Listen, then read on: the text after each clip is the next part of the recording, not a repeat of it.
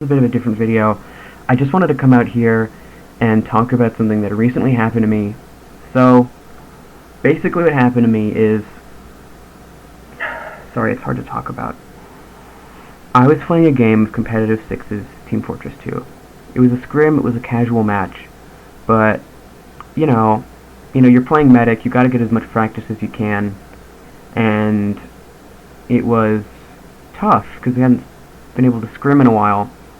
And so we finally get a scrim, and our roamer's missing. Something kind of crazy happens. But in order to explain what happens, I need to give you a little bit of preface about the map that we were playing on. Because we were playing on Sunshine. And Sunshine actually has kind of a reputation. Sunshine has a reputation as being kind of a, cursed map. So, Sunshine, it looks pretty normal, but it's got all these kind of, German-looking houses, and it's got all this very old architecture. And it's actually based on a very real place, and nobody lives there anymore. It's abandoned, and I think maybe the spirit of that place kind of haunts Team Fortress 2 to this day, because it will grant you a wish. If you make a wish on the Sunshine map, it will be granted to you, but it's like the monkey's paw, and it's the worst possible outcome. Any kind of wish counts, religious wish, non-religious wish, anything. And so, we're down a roamer, things are looking pretty bad. We really want to scrim. And my demo, the fool, decides to get down on their knees and pray for a roamer from the heavens. They pray that Valve will somehow give us a roamer. And that's pretty dangerous stuff. I was like, no, don't do it. But it was already too late. Because one moment later, some mystery person pops into our Discord channel and also pops into the game at the same time. And, this might make people upset, because the person who showed up was Squiddy G. Now, Squiddy G, you might know him, he made that Beggar's Bazooka video, and in fact he did run his Beggar's Bazooka in the match, and I was like, oh god, the monkey's paw has curled, we're doomed. So, we ring Squiddy G, and it's awesome. Squiddy G gets a 10 kill streak, he's using his Beggar's Bazooka, it's a complete stomp. Squiddy G, after we're done, he doesn't even say goodbye, he just disappears. It's weird. And I'm like, okay, whatever, maybe he's just kind of anxious, and he didn't really want to be here. He's got YouTuber stuff to do. Maybe he's busy. And so, the next day, I'm at the supermarket. I'm here to buy my pears. I'm kind of walking down the aisle, and who shows up but Squiddy G again? And this kind of, vision of Squiddy G's TF2 avatar, warps into reality. And he gives me a warning. He says, nothing in this world is free. And he kind of disappears. So that was upsetting. That got me shaking in my boots a little bit. I really wasn't a fan.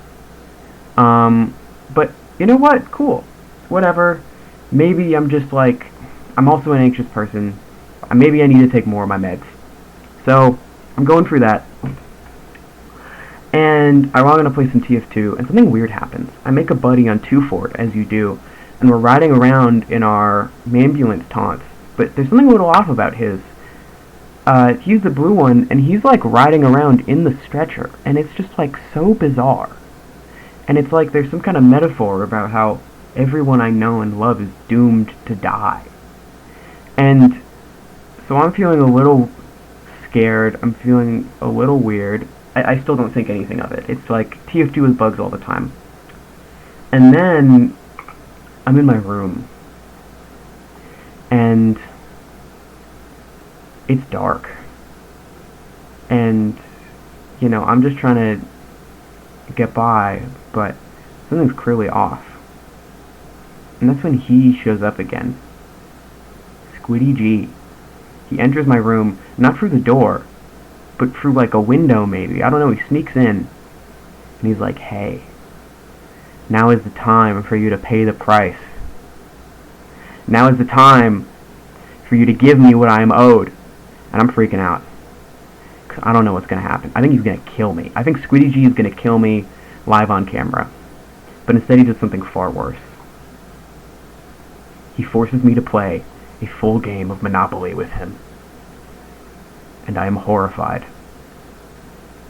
It is 4 to 5 hours of mind-bending, like, multiversal torture as he, like, zips around my room using his rocket launcher, only slowing down to arrive at my bed and put more houses on Boardwalk and Park Place.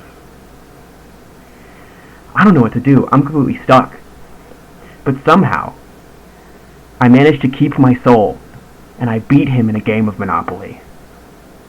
By beating him in a game of Monopoly, he says, "Alright, because you have beaten me, I will give you my one truest secret. And I will show off my true self to you, the self that I have been hiding from the world all this time. Squiddy G is actually Weed Soldier." Now, I know you don't want to believe this, and I know that when I say that, like, you're probably like, this is not real in the slightest. There's no way this could be real. Not my Squiddy G. Not my guy. But here, he showed me that he was, in fact, Weed Soldier. He is the pothead that we all been worried he might be. And even worse than that, after all of that, the worst thing that Squiddy G has ever done to me, he, like, he saw me in the supermarket, he kicked me in the shins, like, really hard. They still hurt, man. Like, I don't even know what to do anymore, because he kicked me in the shins so hard. Like, what the heck, man? You can't just do that. You can't kick me in the shins like that. It's just, like, not cool. So, yeah, I guess I would say that, like, anyone out there who's currently watching Squiddy G, like, you probably shouldn't, because he's actually, like, an evil weed-smoking demon from beyond the realms. And if you talk to him, he'll, like, haunt you forever. Also, it was, like, 3 a.m. Alright, bye.